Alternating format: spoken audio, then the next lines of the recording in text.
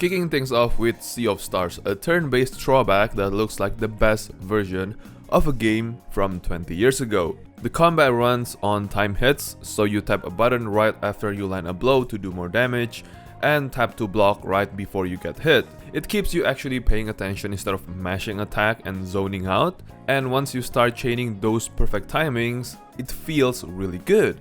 The pixel art is gorgeous, the lighting in particular is doing a lot of heavy lifting, and the day-night system that physically changes the world as you move the sun and moon around is a clever little touch.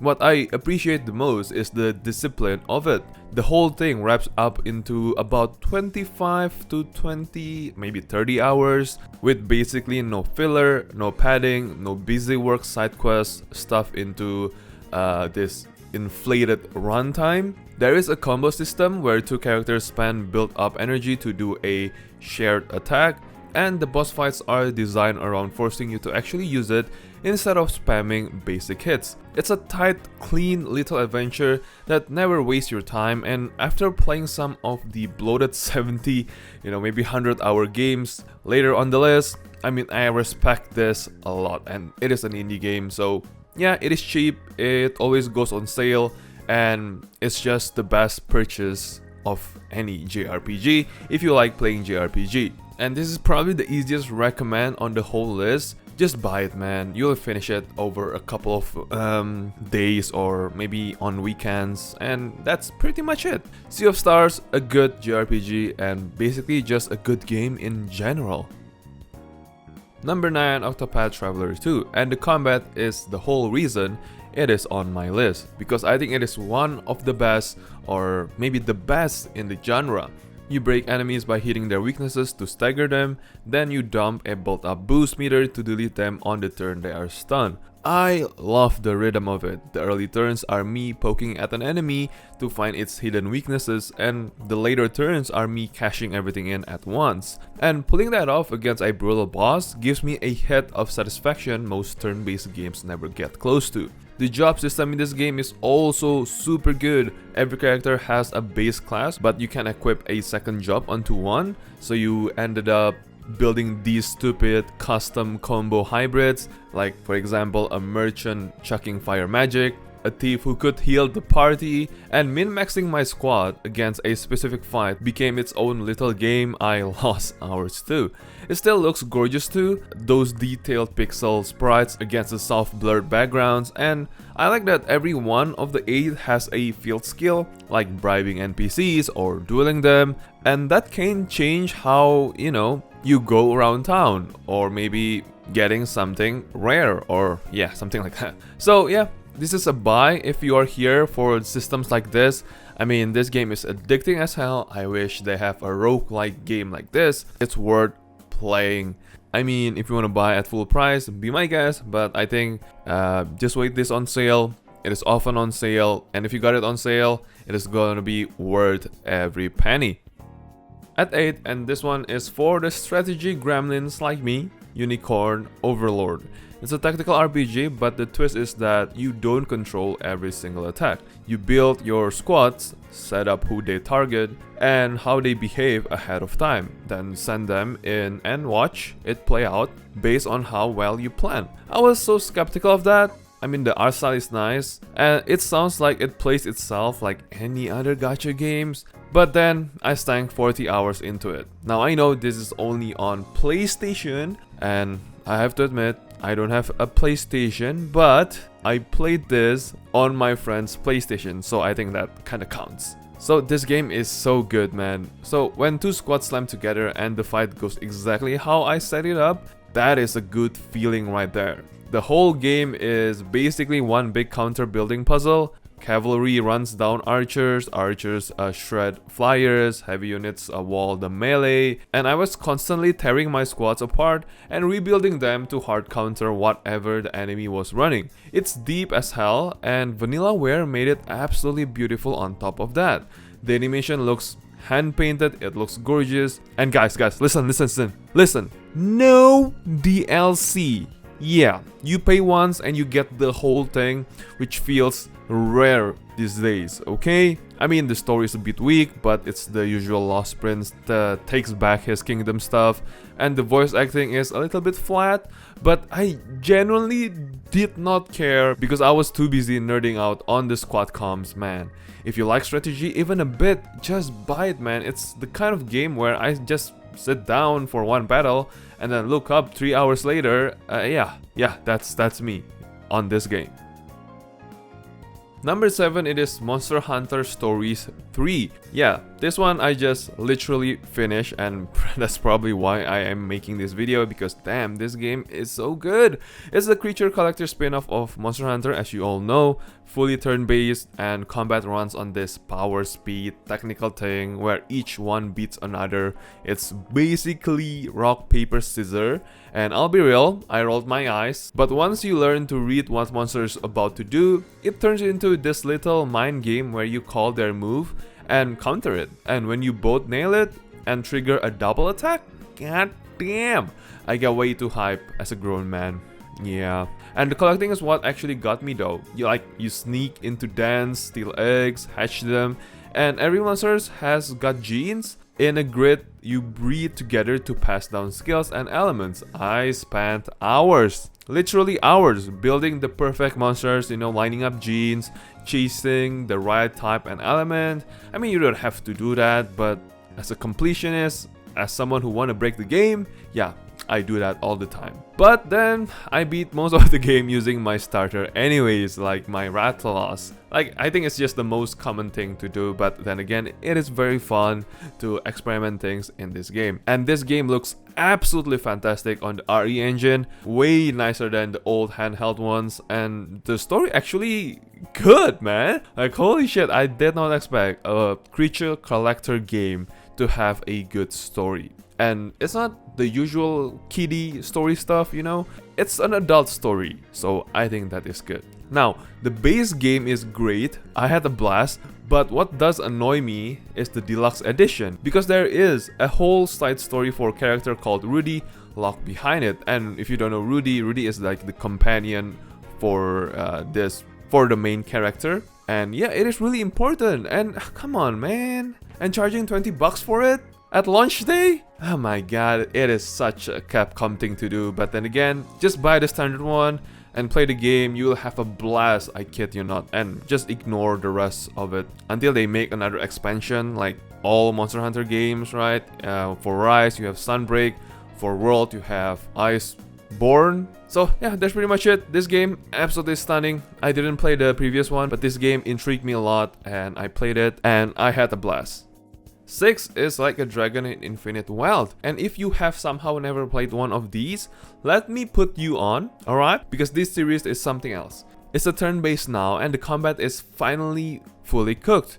Meaning, positioning matters, you knock guys into each other, you grab bikes and traffic cones off the street to clobber your enemies, and everyone has got these absurd job classes. It should not work as a turn-based game, but I never got bored playing this game, so yeah, it works really well. But the combat isn't even why I love this game. Everything around it. The side stories are some of the funniest writing in gaming. I go from a genuinely emotional main story beat straight into helping some random guy get over his fear at a sushi conveyor belt. Like, come on, man, this game is fun. There's a full island builder mode called Dondoko that's basically Animal Crossing, and yeah, as you know, we all love Animal Crossing, and we all will spend a lot of time in that mode or in Animal Crossing. And Ichiban, the main guy, is one of the most lovable protagonists I have ever played. Dude is pure heart, and just by playing this game, you will get attached to him. But one catch though, it is a direct sequel, so if you just jump in cold, you will miss a lot of the emotional payoff. I'll play the one before it, like Yakuza Like a Dragon first. It goes on sale pretty regularly anyway, so you can just grab it and yeah, play it. So play this game, man, it's good. Also play the prequel. It's cheap, it is worth playing. You will have a very, very fun time playing this game. I mean, this series. In number 5, it is Dragon Quest XI as Definitive Edition. It's one of the most polished traditional JRPG out there, full stop. It doesn't reinvent anything, there's no gimmick, it just does the classic turn-based RPG better than almost anyone. The combat is easy to pick up, but the skill trees give you real choices. The cast is good, and the story is one of the better ones in this series, so yeah, go get this. Get the S edition by the way, not the others, because it adds the full orchestral soundtrack, a 2D retro mode that you can switch to anytime, that turns the whole game into like this SNES throwback, which is really cool. And there's an extra character episodes and the option to speed up battles and a load of quality of life stuff. It's like the complete package. I mean, around 80 hours of a game. That's pretty nice, right? 80 hours, come on, man. And here's the real selling point. It goes on sale for like 10 or 15 bucks all the time for like an 80-hour game. Holy! I mean, that's the best value on this entire list, no question asked. And the only warning is the opening few hours can feel a little bit slow and very old school, so give it some patience before it opens up. And after that, come on, there's no reason not to own it. Now it's number 4 and it is Persona 5 Royale, and I love this one. It's this high for me because it's like two completely different games in one, and I think both halves are great. By day, it's a live sim. You go to school, answer questions in class, hang out with friends, take part-time jobs, and what I really like is that none of that is wasted time. Because maxing out a friendship unlocks new combat abilities and stronger personas, so even on the slow social days, I felt like I was actually building towards something. And that's the loop that kept me playing this game, and oh my god, I think I spent like 3 months playing this game. And by night, you raid these themed dungeons, and I think the combat is great. It's built around hitting enemy weaknesses to get extra turns. Well, it is mostly Shin Megami Tensei, if you have played that game, then setting off an all-out attack that clears the screen. And lining that up never get old for me, man. You also catch and fuse personas like monsters, and I also, man, I don't know how much time I lost chasing the perfect persona. And the part that I like most is, of course, the presentation, the style, the music, everything is so goddamn good. It is like top tier. Until now, in my opinion, nobody has ever defeated Persona style, artwork, or just, I don't know, just style. The style is so freaking good, man. And until now, I think this game is worth $60, even though in 2026. I know you can get it cheaper. It is always on sale for like 50%, 60%. But goddamn, even if you got it for full price, I guarantee you'll have a ton of fun playing this game. And to me, it is an all-timer. And for me, this is just a classic JRPG at the most highest level. So go get this right now. It is of course worth playing. I mean, no questions asked. So Persona 5 Royale, so fucking good. And in number 3, it is Expedition 33. Now, I know, you're gonna be mad at me. Why is it on number 3? I mean, I have my opinions on this game, alright, but I think this one is really impressive. Especially knowing it came from a small debut studio. I basically like indie. I don't know how to categorize this game. Is it AAA? Is it indie? Is it? But for me, I think it is AA. So it is a turn-based, but I like the part where you can dodge and parry every enemy attack in real time. So instead of just sitting there watching your party take hits, you are timing dodges on every move, and a perfect parry fires a counter attack. For me, that one change makes the combat way more engaging than your normal turn-based game because you are never switched off. You are always doing something even on the enemy's turn. But in my opinion, in my humble opinion, I like my turn-based game to be just turn-based. No action, no QTEs, no anything. Just strategizing on how I want to build my team, on how I want to attack. Not focusing on these QTEs to gain more damage, parries to counter attack. No, I don't really like it. But then again, objectively, this is a very well done game. So, your own turn is deep too. You've got free aim shots, you know, points you can spend on skills, and a build system around weapons and stat items called pictos, you know, that can stack up into some genuinely broken setups once you figure it out. I also like that the game actually rewards you for learning its systems instead of just out-leveling everything. Even the developers said that they want to make a game that people can experiment with and be overpowered, because that is where the fun is for a single-player game. So because of that, the game is amazing. The gameplay is amazing, the balance is amazing, and the artwork, man, it looks freaking amazing. Every area is basically a different painting. I also like the soundtrack. I think it is one of the best in a game. Now, I have to admit that the performance of this game is not that great in my opinion, because I have a high-end PC, and if you want to play it like in 4K or something like that, even in 1080p, guys, this game demands a high-performance GPU. For story-wise, I like it. I mean, in some cases, you get, I don't know, a different pacing. Some of you might like it, some of you don't, so it depends on you guys. And being this, it is their first game, there are some rough edges and some sharp difficulty spikes if you ignore the build system, but that is just a minor stuff. Other than that, this game is an absolutely masterpiece in my opinion, and I just enjoy every time I play this game. And in number 2, it is Final Fantasy VII Rebirth. Yes, this is my big blockbuster pick. The combat is real-time action, but you can slow it right down and pull up some tactical menu to line up your spells and abilities. Man, I just enjoy the shit out of this game. Even more than Expedition 33. And I like it a lot is because it works whether I feel like playing fast or thinking each fight through properly. Every character plays completely differently, so like swapping between them keeps it fresh. And the synergy attacks where two party members combine for one big move, those are my favorite part of the whole system. For me, this is the best, this kind of action RPG combat mixed with like turn-based-ish, right? This is just amazing. The world is so huge and I think it looks fantastic. Big open zones, you cross on foot, on chocobos, and in vehicles, with a lot packed into each one area. I mean, maybe like biomes, not area. The cast is the part I like the most though. I think the character writing is the best in the series.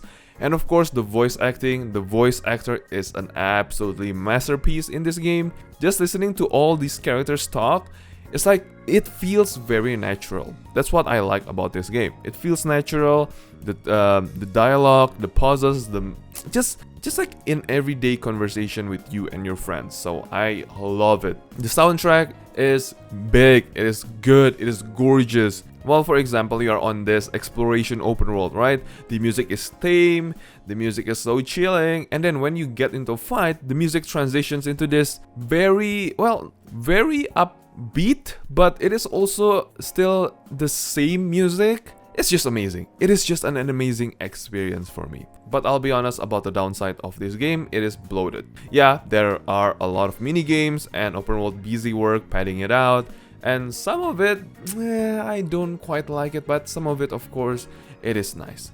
The other thing is that you shouldn't start here if you are new. You really want to play the remake first, and you know the basics of the original, or a chunk of it, even though it doesn't mean that much. I mean, it's on PC now as well. So that's pretty much it. Final Fantasy VII Rebirth. I love this game. This is worth every penny. I pre-ordered this one and I did not regret it. So there you go. And in number 1 is Metaphor Refantazio. This is the Persona Studio doing a new fantasy world, and I think it might be the best thing they have ever made. The part I like most is the archetype system, which is basically their version of job system or classes. You unlock dozens of jobs, carry skills between them, and build each party member into the exact role you want. And I had a great time rebuilding my whole team between dungeons to counter whatever was coming next. Unlocking a new archetype always feels rewarding and satisfying, never like a busy work or a chore. And that is a big deal in a long RPG like this. I also think the combat is a real step up from Persona. It has auto. I mean, I know it's not the best for games like this, for a paid game, but for grinding wise, I love it. It is a quality of life that actually kinda, I think, needs to be in more games, you know. It still rewards hitting weaknesses to get extra turns, but it is a bit faster than Persona. and weaker enemies just get cleared in real time out on the field without dropping into a full fight, which is really nice because it cuts out so much of the grind that usually wears me down in some of these games because it is so freaking long, right? This game is also like 80 hours, like Persona, right? And I actually like the story because it is doing something different. It's built around an election to decide the next king, and it has real things to say about how people treat anyone who is different. I think that is a good writing. It's not just another generic save the world part, right? The art is unique, slightly creepy style that I think really stands out. And even the menu, guys. The menu in this game is still very stylish. Like, how can you not love the menu that Atlus designed in every single game? And honestly, for me, this is Atlus at the top of their game. I mean, of course, I cannot wait for Persona 6. I mean, there are leaks everywhere right now. But for me, right now, play this game. It does everything I like about their JRPGs, or, you know, JRPGs in general, and fixes most of the stuff that normally annoys me about this kind of game. Atlus's game, I mean. Like the grind and the pacing. I mean, this game just... my god, the story is amazing. The pacing is amazing. And sales have started showing up. Like, I think it sold like 1 million copies in like 5 days or a week, I don't know, I forgot. And yeah, I think this game is also worth full price. But they often go on sale, like maybe 30% off. It's not like Persona 5 Royale, like 60 or 50% off. But damn, this game is good, it's worth playing, it is worth every penny. So just play this game.